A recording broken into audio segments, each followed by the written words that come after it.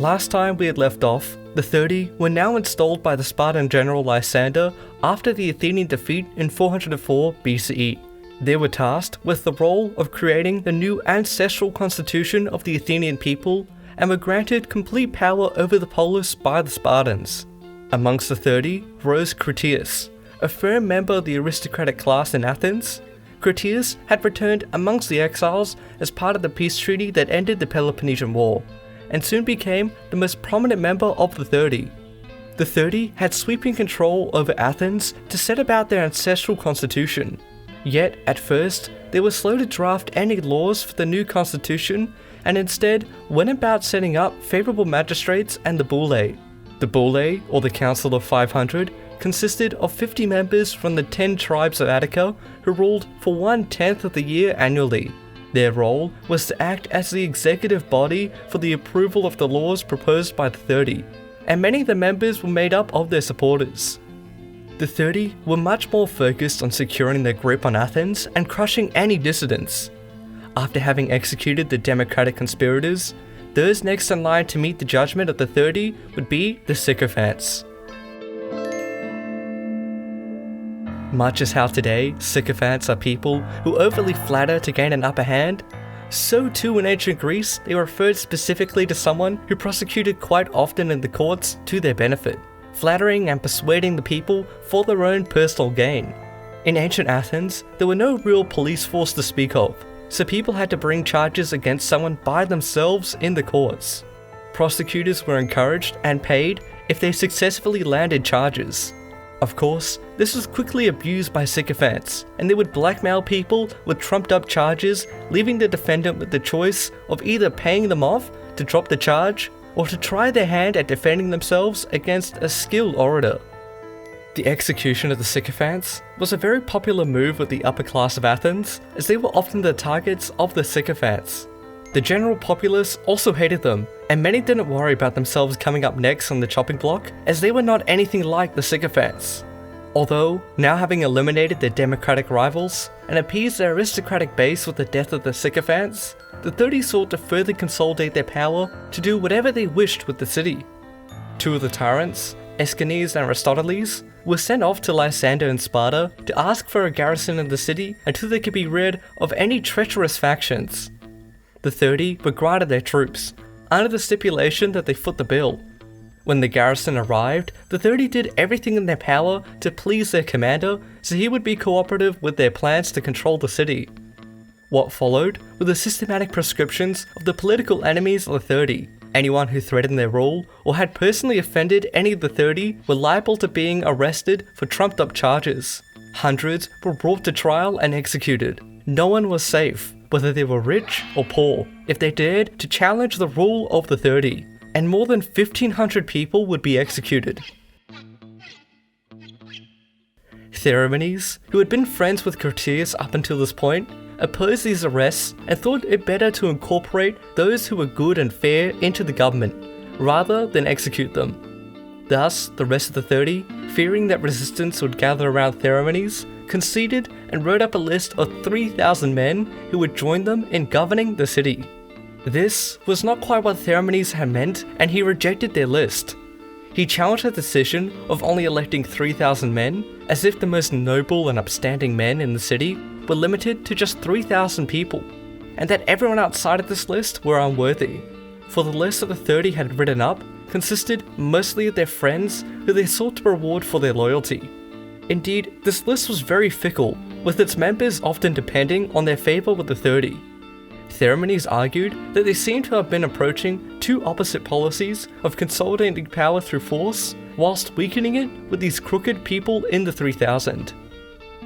Now, whereas Theramenes was trying to recreate the government of the moderate oligarchy of the 5,000 from 411, Critias sought more to copy the Spartan model. In the Spartan government, there were three key political bodies: the 5 Ephors, who were elected annually by lot and only for one term. They mostly had legislative powers. The Homoioi, the assembly which consisted only of select, full adult male Spartan citizens who could vote on legislation and war. And the Gerousia, or Council of Elders, who consisted of 28 elders elected for life from the high nobility alongside the two kings. They had proboletic powers, meaning they got to assign which legislation the assembly could vote on. They could thus either block any uncooperative efforts or veto the legislation altogether at any point to secure their power. This was the model Critias had in mind, where the 30 would act as the supreme legislative authority akin to the Gerousia, whilst the selected 3,000 would be like the Homoioi and act as a privileged class. To enact this plan, they ignored Theramenes' objections and wrote up a list of 3,000 citizens filled with their supporters. Although, again, this list was always subject to change based on who was in their good books. To further distinguish the 3,000 from the rest, they enacted 2 draconic rulings. First, to disarm every citizen that was not in the 3,000, and second, that they had the authority to execute anyone outside of the 3,000 or had otherwise challenged the oligarchy. Having done so, the 30 were able to wield absolute control over life and death in Athens. They could even ignore any pretense of made-up charges. Their reign of terror continued, and it would be the medics, the resident foreigners, who would now know their wrath.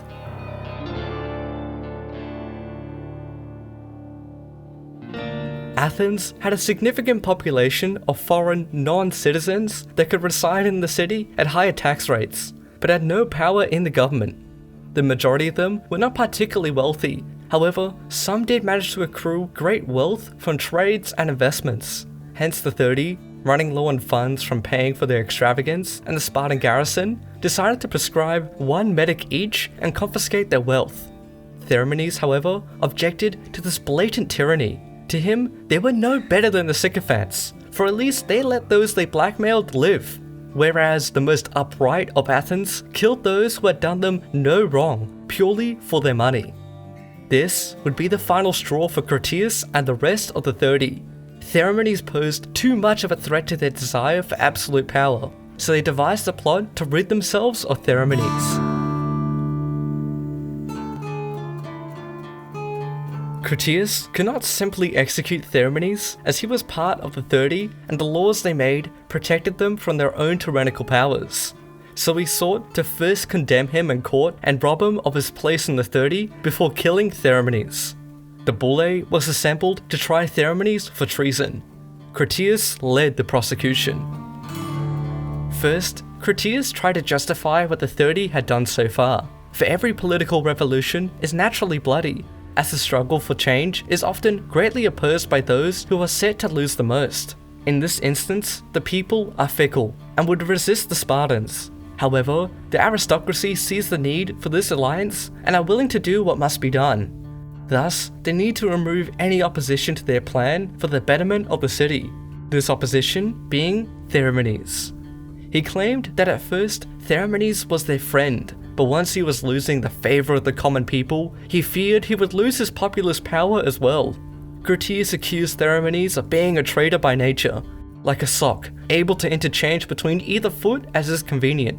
For Theramenes was the son of a famous democrat, but was ready to overthrow the democracy when he was granted a place in the 400 back in 411. However, as opposition grew against it, he was the first leader of the people to overthrow the 400. When he failed to recover the bodies at Agonissae in 410, he was quick to shift the blame towards the generals, leading to their deaths. Theramenes then was as dangerous to the Democrats as he was to the oligarchs because of his treachery, and he must be executed before he betrayed the 30. After this, Theramenes spoke his own rebuttal against Critias. First, he defended himself in the Agonissae affair, for the generals initially charged him with misconduct, and the assembly cleared him of any wrongdoing. Instead, it were the generals who ended up indicting themselves by claiming it was possible to save the men when they themselves decided to rather sail off and chase the enemy. Although, he was not surprised by Critias' shoddy account, as he himself was in exile as this happened.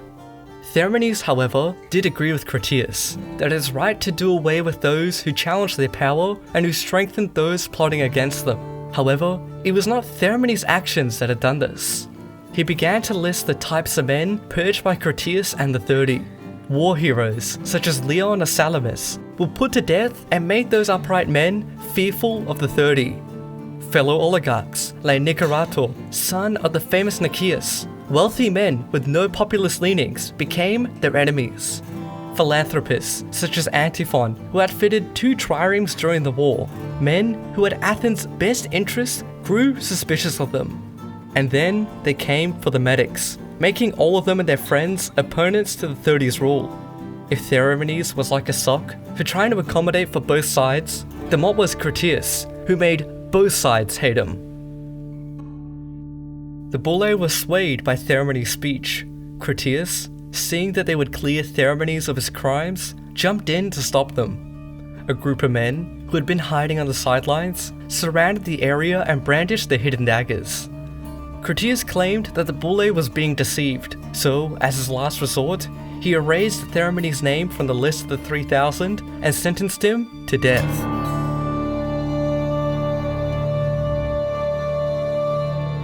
Theramenes ran to an altar and pleaded to the bulle for some justice. However, they were in no position to resist Critias' armed men, and Theramenes knew the altar offered him no safety.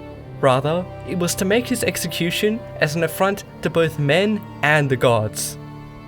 As he was dragged away, he warned that his name was no more easily erased than anyone else's from the list.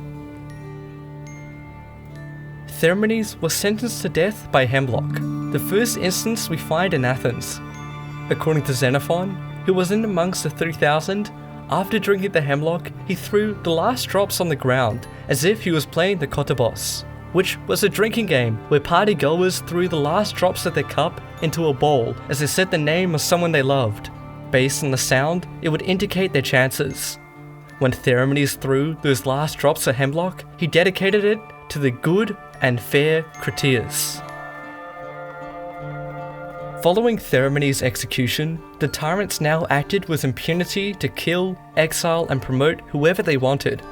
To solidify their Spartan model, they decreed that only the members of the 3,000 were allowed to remain in the city. Anyone who fell outside the list were exiled and their property confiscated, creating a diaspora of Athenians throughout the neighboring Greek city-states.